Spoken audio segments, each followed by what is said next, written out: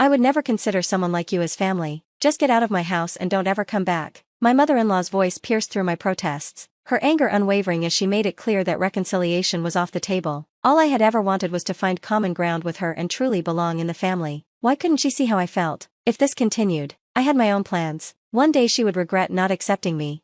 "My name is Abby, and I'm a 30-year-old housewife. I met my husband at work, and our love blossomed, leading to our marriage. I admired his diligent nature, and after we tied the knot, I chose to embrace my role as a homemaker." As he had hoped, my colleagues even threw a farewell party for me, celebrating my decision to leave our shared workplace. With many mutual friends attending our wedding, it felt like a day blessed by everyone around us. The joy radiating from our loved ones fueled my desire to create a happy home with my husband. My husband lost his father at a young age, leaving only his mother and the rest of his family behind. I hold immense respect for my mother-in-law, who raised her son alone. As I stepped into this new family, I wanted to express my gratitude to her, but forging a true bond proved to be more challenging than I anticipated. Before the wedding, we had met, but I felt it was important to formally visit her home. When we rang the doorbell, she welcomed us inside with warmth. We enjoyed snacks and chatted about life's ups and downs. My mother-in-law listened attentively to our concerns, and I found comfort in her genuine interest. She seemed every bit the remarkable woman who had raised my husband.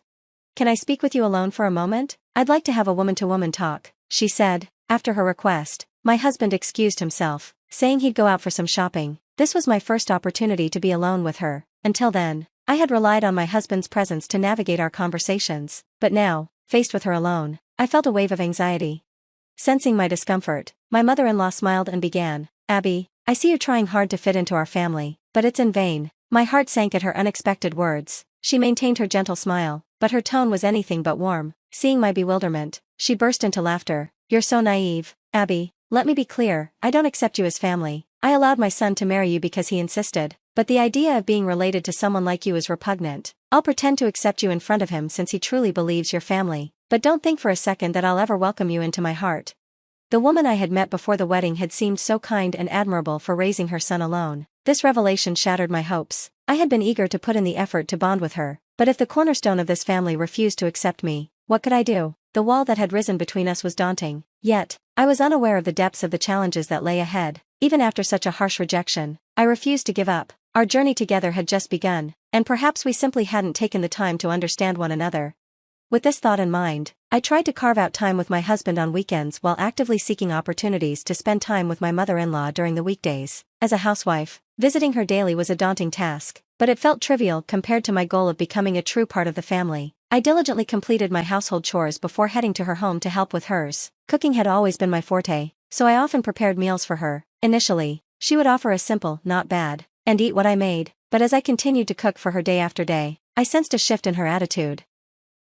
One day, I prepared a cream stew for my mother-in-law, inspired by the rich flavors my own mother used to perfect. I took pride in this dish, hoping it would bridge the gap between us. As usual, my mother-in-law began eating, her expression tinged with discontent, but today felt different. Her usual scorn was noticeably absent. Concerned, I approached her, only for her to suddenly grab the plate and hurl its contents at me. The scalding stew hit me, bringing an immediate wave of heat and pain. I dashed to the kitchen to cool the burn, while my mother-in-law cackled at my distress. "Coming here every day, just like that? How shameless can you be? Did you really think you could win my favor with this? Let me be clear, my mind will never change. I will never accept you as family, no matter how delicious you think your cooking is." And today's stew? It was worse than usual. "Your cooking isn't good to begin with, but today's was simply awful. If you're going to serve me this slop, don't bother coming back." The heat, the pain, and her harsh words left me feeling utterly overwhelmed. My mind went blank. What should I have done? What could I have done? My mother-in-law watched my stunned expression, a sneer on her face, showing no sign of compassion, only delight in my humiliation. All I wanted was to forge a connection with her, to become part of her family. Was that such a small wish? The path ahead felt obscured by thick fog. Despite my uncertainty, I refused to give up. I continued to return to her house, despite her relentless insults. Over time, I grew accustomed to her venomous words. I apologized repeatedly, laid bare my feelings, and did all the housework I could, clinging to the hope that one day she might accept me. The routines that had once felt familiar since our marriage became an unbearable struggle without a clear goal. Yet, I persevered. That day, as I prepared myself for another round of her vitriol, my mother-in-law unleashed another barrage of cruel words. "There's no way I could ever accept someone like you as family. Just leave and don't come back." In her fury, she grabbed a trash bag and flung it over me with all her might. "You're nothing but trash, a stain on my life. My son and I would have been happier if we'd never crossed paths." Her words struck deep, making it hard to breathe. The weight of the trash bag only added to my suffocation. I could no longer endure her insults and ridicule. All I wanted was to be part of her family. Why couldn't we find a way to be a family? No matter how hard I tried.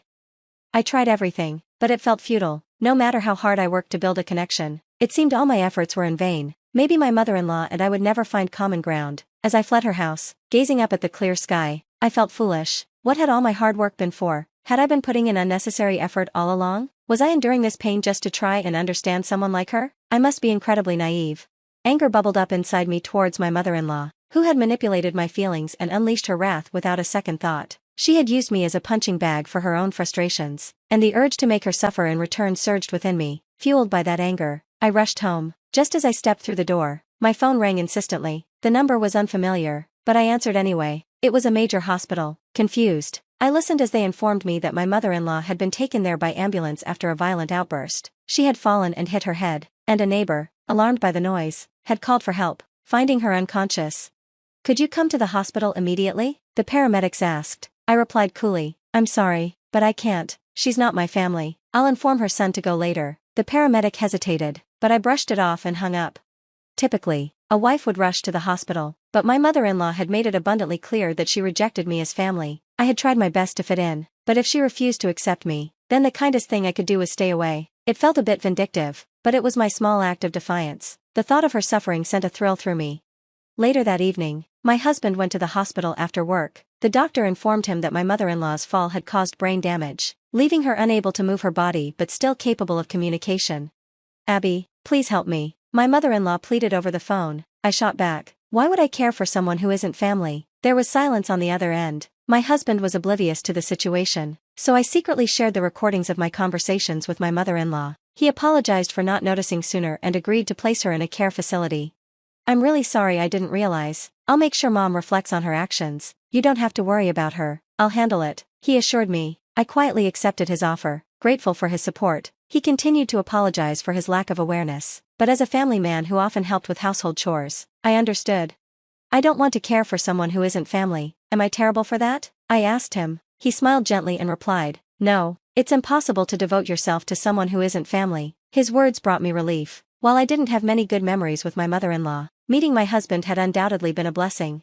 "What's going on? Not even willing to take care of your mother-in-law?" One weekday afternoon, enjoying a rare moment of peace since I had stopped visiting her, my phone rang. It was my mother-in-law. As soon as I answered, she began yelling, calling me a failure and heartless. "Are you really saying that you would care for someone who isn't family?" I retorted. This only infuriated her further. She must still be in the hospital. Her behavior is extremely bothersome to the other patients. My mother-in-law only causes trouble wherever she goes. I sighed in exasperation. "We've already discussed this with your son. The decision is final, so you need to accept it. We're not family, so I cannot help." She raged on, but I tuned her out and hung up. In the background, I could hear a nurse scolding her. My mother-in-law was just a source of chaos and emotional burden. She was getting the response she deserved. When my mother-in-law was discharged, as arranged with my husband, she was admitted to a care facility. On the day of her release, I decided to visit her. As soon as she spotted me, she shouted, "You thief!" My husband sighed, and I could tell he was beginning to understand the severity of the situation after hearing only second-hand accounts before. He apologized again, but instead of feeling burdened, I felt grateful. I knew I wouldn't have to endure the stress of my mother-in-law's outbursts any longer. However, it seemed her disruptive behavior followed her to the care facility. She hurled insults at other residents and complained incessantly to the staff, quickly earning a reputation as a problem resident. My husband started looking for a cheaper facility in anticipation of her potential eviction. Recognizing the toll her behavior was taking on him, I decided to help him search for alternatives. As expected, my mother-in-law was soon forcibly evicted from the first care facility, and my husband had no choice but to place her in a lower-ranked one. Previously, she had lived in a well-equipped place, but now she was in a dreary facility out in the countryside. My mother-in-law continued to complain relentlessly, but we were the ones footing the bill. She should have felt grateful for any care at all. Yet, I doubted she was capable of gratitude. One quiet day, I received a call from her. Just hearing her voice, I could tell she was at her breaking point. "Please, let's start over. I truly regret how I treated you. You are my precious family. I feel it's not too late." Her tone was subdued, revealing the harshness of her current environment, but the treatment I endured from her had been far worse. I had tried so many times, and it had all been for nothing. One apology couldn't erase years of resentment. "I can never accept you as family, Chloe, so please give up." With that, I hung up and blocked her number. She was a stranger to me now, and I didn't want to be bothered by her anymore.